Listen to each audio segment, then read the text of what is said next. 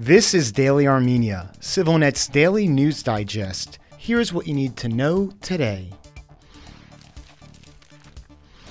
Armenia's finance minister has poured cold water on the country's potential to join the European Union, telling SivilNet his agency is not currently planning for that. That would be a long-term process. At the moment, I do not want to plan for such a scenario, and we are not planning for such a scenario. At the moment, I do not consider EU membership very likely, Vahe Hovhannisyan told SivilNet in an in-studio interview this week. Earlier this week, Alen Simonyan, Armenia's parliament speaker and a close political ally to Prime Minister Nikol Pashinyan, raised the possibility of holding a referendum in the country on joining the EU. I think that someday in the near future we will have a referendum, and I am sure that our people will say yes, Simonyan told Latvia's public broadcaster, though without providing any details or timeline.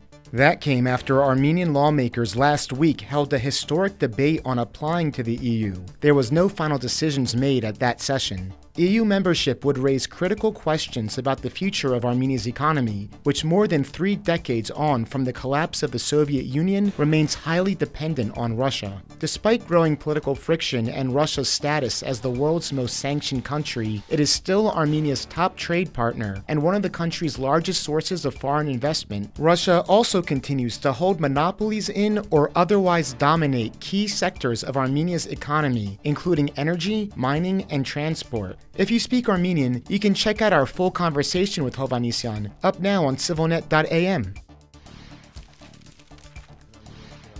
Iran respects Armenia's territorial integrity and opposes any change of borders. Iran's ambassador to Armenia, Mehdi Sobhani, reiterated at a press conference today on the occasion of Election Day in Iran. We respect the territorial integrity of Armenia and support it. We are against any change of internationally recognized borders. This principled policy will never change, regardless of the change of governments in Iran and Armenia. Armenia is a very important country for us. The security and interests of the two countries are intertwined, the ambassador noted. When asked about what Iran's response would be to a potential aggression by Azerbaijan against Armenia, Sobhani said if Azerbaijan is truly interested in peace dialogue, it should not be threatening Armenia. He also expressed Iran's readiness to cooperate with Armenia in all fields. Turning to Armenia's recognition of Palestine this week, Sobhani called it a brave and positive step, which demonstrates that the international community values the rights of the Palestinian people and opposes the violation of those rights. Iranians go to the polls today to replace former President Ibrahim Raisi after his death in a helicopter crash last month. An Iranian government body has the ability to reject any potential candidate, and 4 remain in the running. Armenia has 2 polling stations for Iranians living here, located at the Iranian embassy and the landmark Blue Mosque in downtown Yerevan. SivilNet was at the mosque today to speak with Iranian voters, and will bring you a report shortly. From cultural to economic to security ties, relations between Armenia and India have soared in recent years. SivilNet sat down with Economic Times columnist Manu Pabi to discuss this phenomenon and his assessment of India's strategic goals and motivations for boosting engagement with Armenia. You'll also learn about the regional implications of the growing defense relationship between the two countries, with India selling state-of-the-art weapons to Armenia.